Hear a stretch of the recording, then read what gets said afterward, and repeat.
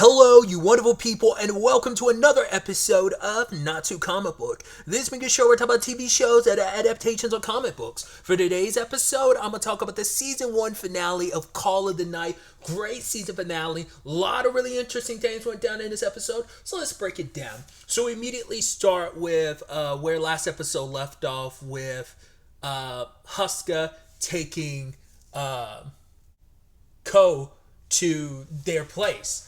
And, we see those 3 strange adults there, and I'm like, oh, that's interesting. I'm like, they don't act like they're vampires, but we don't know if they were already made, but like they're obsessed with Huska, and they're like, oh my god, we waited here just like you asked us to, and Huska's like, yeah, I'm gonna need you to leave because I have a guest. And they're like, what? You want to spend time with that kid? And it's like, whoa, don't badmouth him. Like, this type of behavior I don't like, and they're kind of scolded like children. So it's unclear if they're already vampires and they're just completely obsessed with Huska. Because we also haven't covered in this series it's something I think exists in... The only other vampire fiction I could think of that has it is the Vampire Diaries. It's called the Sire Bond. That basically, when whatever vampire makes you, you are immediately like attracted to him. It creates like a very special bond that usually lends with like kind of an attraction and stuff. So I'm curious, is that kind of what happened? Is like, oh, like for example, does Akiyama have that for Siri? Or do those trio have it for Huska? That's something that hasn't really been covered in the story yet, but I think that's kind of fascinating. But either way, when it's all said and done though, Huska is kind of getting spruced up, and obviously Ko's thinking a lot about like, oh, what was that all about? Once again, I didn't ask a lot of questions to Uncle. I know very little about vampires. And then we get to reveal that Huska isn't a girl. They're a guy. And it's like, wait, why do you do that? He's like, well, like people, both men and women, find me more attractive this way. And it's like, I also think I look good this way. So that's mainly what it is. And it's like, oh, I thought like Nazuna would have told you. And Ko's like, well, Nazuna's never really been one to forthcome that information. To be fair, it's like, I mean, at least from what we've seen in the confines of the story, Nazuna hasn't really talked about the others. Like, outside of their confrontation, she hasn't really said anything about them. But then, Huska's like, well, to be fair, Nazuna's never been the type that's always... She's been very evasive, so she's never been, like, the forthcoming type. But also from Ko's perspective, it's also the thing of, I've never bothered asking. There's been plenty of opportunities I could ask, but I was so caught up in the fun and wanting to be a vampire that I never thought and never cared to ask for more, if it need to be for anything more. And so it's like, oh, are you and Nazuna fighting? It's like, well, there's other stuff going down. And so he breaks it all down to her, breaks it all down to Huska, and Huska's like, huh, interesting. And Huska says, like, it's something very fascinating where it's like, honestly, we vampires don't even really know that much about ourselves. The fact is, like, Nazuna isn't being like purposely evasive. Like, even we have like lapses in our knowledge about it. It's like, even like, hey, why does some people's blood taste good and some people's blood taste bad? We have no idea. That kind of got me thinking, I wonder, is it just based on the person? Like, if you're a bad person, if you're a decent human being, then maybe your blood tastes like, maybe like, I mean, well, I'm about to say it could be tied to emotions, because like there's a lot of wonderment inside of Ko, and maybe that's what makes his blood so exhilarating and exciting for Nazuna, because maybe there's just kind of like this, like when what she's tasting is this rush of like everything he's feeling at once and the excitement and exhilaration. But then you have someone like Anak, who might put on a front like, oh, try to be kooky and stuff, but maybe like in a better, lack of a better term, like maybe she's dead on the inside. Like when you're riddled with nothing but negative emotions rather than just like the good and stuff, like maybe him like all his emotions make him like taste delicious. And the question is, does he taste delicious to everyone else, or does he only taste delicious to Nazuna because they are such compatibility? And maybe Anak is like all she feels is so dead inside that makes her blood. Because I suggested last episode maybe she does something to poison her own blood. The reason why she was so willing to let that vampire bite her. But I wonder, has that come across before? Because at first it's like, hey, like she gave the guy something and then he just stayed into the daylight and just kind of turned to ash. But it's interesting because I guess like like I said, they don't know all there is to know of what vampires are. It's like just like humans. Like the only reason why you guys know anything about yourselves is because you listen to some other smart humans explain stuff. But even then, there's stuff being discovered all the time about like the human body and humans in general. So it's not like you know every single thing about yourselves, even though you've been around for a while. Same. I mean, who knows how long vampires have been around? Who was the first vampire in this continuity? Does that even matter? Probably not, and it probably won't ever be relevant. But still, it's an interesting conversation to be had. So I even thought it was interesting later on when Haska is saying like, "Yo, if you want to, I can make you into a vampire because you want to help out Natsuna in her situation, which we'll get to in a second. But because of that, you can't, and you know why she's in that situation, and what she's trying to do is for the sake of trying to protect you. But what can you do? Like, unless I make you into a vampire, that's the only way you're going to be able to help her." But it's like, wait, but you want me to fall in love with you? And it's like, well, I can make it happen. She has a coercion ability. She can compel. That's the word I was looking for. I'm curious, do all vampires have that? I mean, it must have to some extent. Like they make you fall in love with them and with their pretty faces and their popularity and stuff. But I wonder, is that something unique to her specifically? Maybe she uses it. The like compelling someone, she uses that maybe more than the others do. Once again, we're just in the same boat as Ko. We don't know enough. Like obviously we learned a little bit more about Syria this season, but like the others, we don't know anything about. You know, how they operate as vampires, their kind of day-to-day life as vampires. So we don't know. But we know with her, she's at least like, oh, I can get inside of you and make you think you love me. That's what she did with the others. But I can make you my offspring. And at first he's kind of like, oh, like, he brings up the fact is it'll actually be easier between you and me because I'm a guy, and a guy understanding another guy is a little easier because, like, you know, the opposite sex can be quite the enigma to the others, but it's like, right, we're guys, so we can understand each other just like women could understand each other in a way that a man couldn't. And even Ko started thinking about it. It's like, yeah, there is a gap between men and women. Like maybe we'll never fully ever understand each other. But he also makes it clear that Haska, it's like, well, you know, it has nothing to do with gender, because he was like, when it comes down to it, it's like, you know, he's like, hey, you know, I'm a guy. He's like, yeah, but you're still pretty cute. And then Haska was like, oh, he's like, why are you getting embarrassed? He's like, yeah, but it's just like, you're very blunt with what you say. It just kind of caught me off guard. But it's like, yeah, like Ko's like, I don't get caught up in like the whole gender thing. It's like male or anything. It's a shock because I was like, oh, I just assumed you're a woman because you dress like a woman. But like, hey, I'm pretty chill about you being a dude. That's perfect line. You do have a cute face. So like, because for Ko, it's like, there's no, like, facade. It's just like, yo, like, he might beat around the bush, get nervous and stuff like that, but he's very blunt because that's just who he is. He doesn't know any other way to kind of be, even though, because I think it's also because he spent so much time trying to be what he thought people wanted him to be or what he needed to be, like, performatively, like, during the day and at school, but at night, so he said, no, it's freedom and it's fun, so I get to kind of just be a little bit more, I get to like free myself in a way that I've never been free before, kind of unchained by society, I guess, in a sense, that freedom.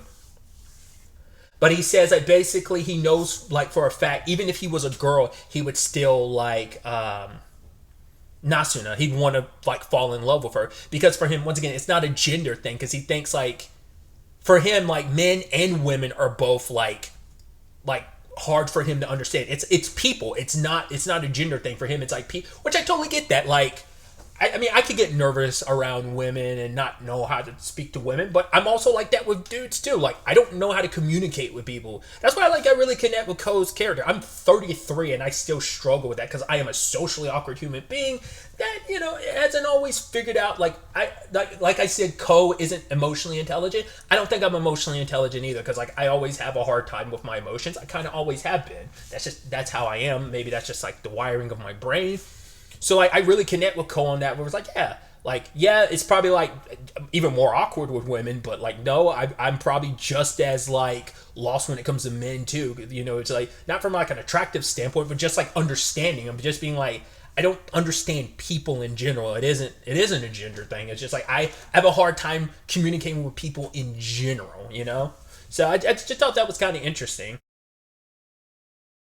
I think it's probably also changed a lot too, considering the setting of, hey, you're outside of school and stuff like that. Because, you know, in school he was like, yo, I was able to kind of make things work. It was a little easier with Mahiro than it was Akira. We were still all friends, but I still didn't know how to really like like handle that because Akira's a girl, but also at the same time, it's like, I guess My Hero is a dude that makes it super easy just because of his personality and him being, for the most part, pretty laid back.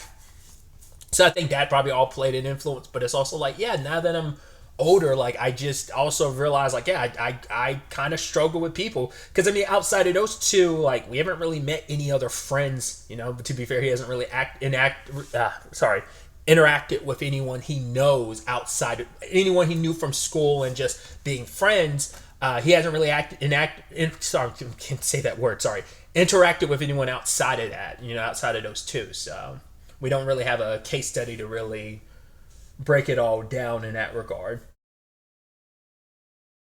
But Haska also brought up something interesting where it's like the vampires are very like they don't have a set rule. They're very fast and loose with the rules. Like they're not clear. It's just kind of like there's some rough guidelines, and we kind of determine whether or not we really want to lean into it. So like, hey, you being a human that knows about us, even if you don't ever become a vampire, it's not for sure that will kill you.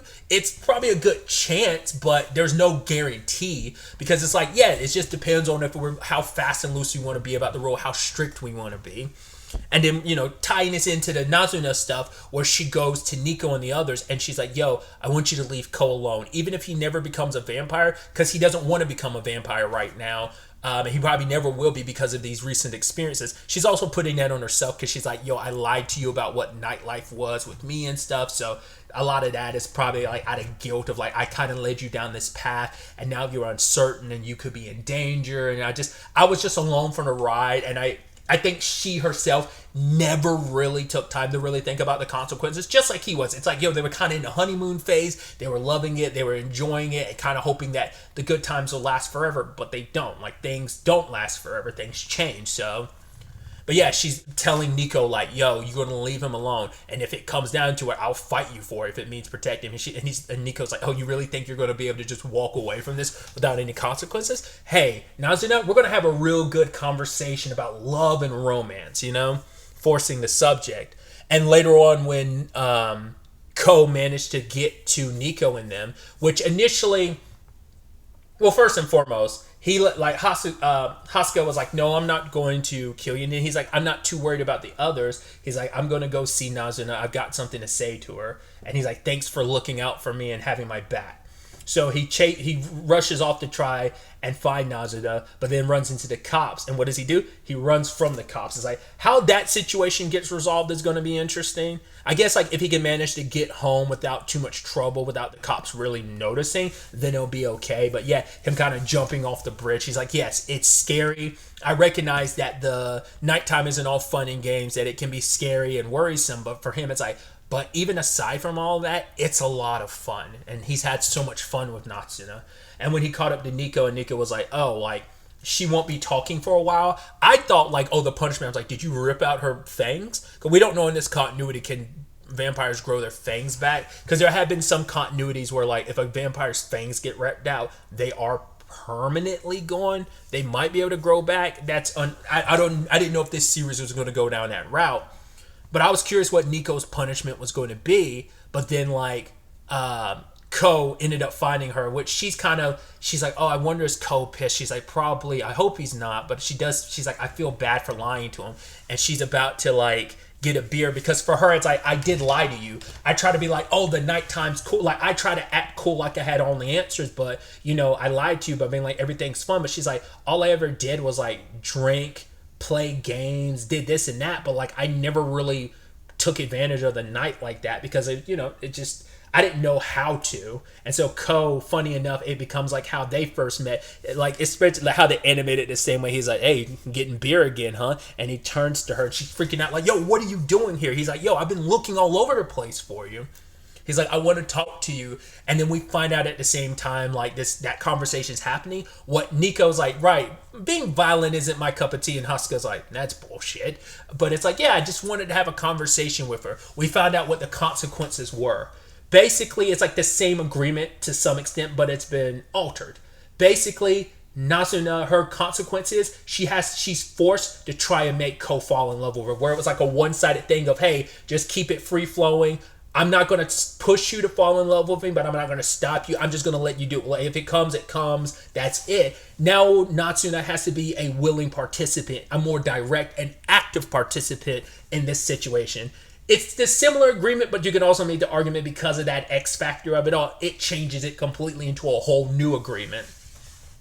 But it's like, yeah, that's the consequence she has to face. If it means keeping Ko alive, is like you have to make him fall in love with you. So it's kind of the same agreement, but really it's not. It's a completely different one, and it makes things harder for Natsuno because she can't just be very passive like she was before. Like I said, she's got to be a lot more proactive. And I thought it was so fascinating because it plays into what Nico was saying, or like, her mouth is going to be shut. She's not going to be talking for a while. Made it sound like Nico did something to her. That's why I was like, did you rip out her fangs or something? No, it's because what does Natsuna not like to do? Talk about romance and love and all that stuff. So she knows like she's not going to be able to talk to you for a while because like, she's going to be too nervous to actually say anything. And so when Nico's like Natsuna is building up the courage because it's like at the end of the day, like, things work because Ko is like, hanging out with you has been so fun. Like, my life was boring until I met you, and since then, it's been nothing but fun. And Nico's like, I did it again. Natsuna's like, yes, it's been like that for me. And she's just like, Ko, she's thinking to herself, I promise. He comes over and he grabs her, and he's just like, I will, like, fall in love with you. I will make this work so that, like, I'll make sure that life is never boring for you, so you never have to worry about even, we'll stay together forever, and we'll make sure that we always find something new and exciting so things don't get boring for you. He's like, that's kind of my promise. But he's like, also like, I'm not really good with my words, but I'm going to try and do this, I want us to kind of stay together because you mean a lot, obviously, to him, and he means a lot to her, to the point that she ends up kissing him. And for her, it's just like, Ko, she doesn't say this out loud, but she's thinking it's like her declaration to herself, I promise to be a vampire that you can fall in love, like be a vampire worthy of you falling in love with.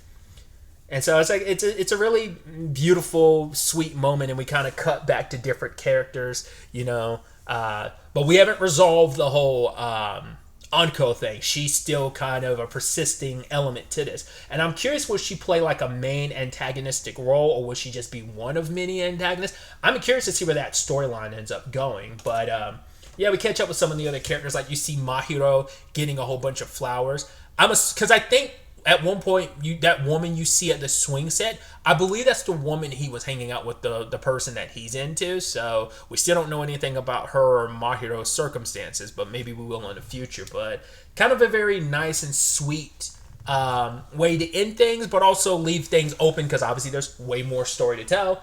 Obviously, I chose now to watch this series because I don't think I was aware of this series until like I found out, season 2's around the corner, which season 2 has already started airing. Episode 2 will be this week at the time you're recording this. This will be going up next week at the time of me recording. So by then, by the time this goes up, maybe even episode 3 might already be out for this season. But I'm excited to see where things kind of go. I looked it up just for comparison's sake. Once again, I try to look up and see like how much of the anime covered the manga story. Apparently this first season covered 46 chapters, but that's not exactly, because there were some chapters apparently it skipped based on like some comments from Reddit apparently. So they were saying like, right, if you're going to read the manga, you might want to go back a little bit and just pick up on some of those chapters you might miss. Not unless the second season goes back and covers those, but most likely it's like those chapters that were not adapted just don't get adapted. But there's a possibility they could be, but it's probably more likely they'll just keep going forward. Because apparently it's like, I think the series ended with 200 chapters, so basically at a little less than, we're at like less than a fourth of it has been covered in this season. Maybe we get another fourth, so about maybe roughly half of it gets adapted by the end of the second season. So we'll see. But like I said, perfect timing, because I would have had to wait literally 3 years, because it was 3 years in between season 1 and season 2. But like I said, timing works out perfectly. So like I said, I don't know if I'm going to jump into, I'll probably try and jump into the first episode of season 2 at the time of recording this sometime today. But yeah, like if I don't, I'll get to it tomorrow, because there's some other stuff I need to cover as well. But yeah, I'm excited to jump into season 2 to find out where this all ends up going.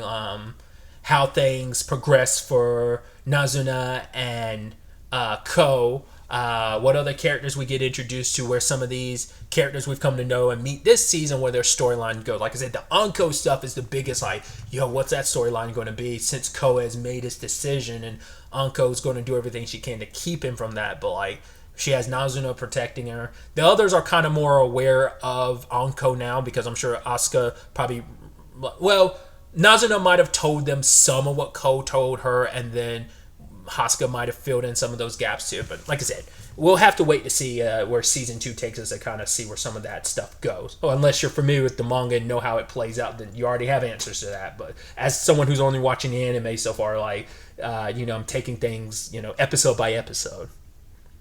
But yeah, I've run my mouth off long enough. That's really all I wanted to talk about. Till the next time we meet, be happy, be safe, live life to the fullest, and enjoy it. Good day and goodbye.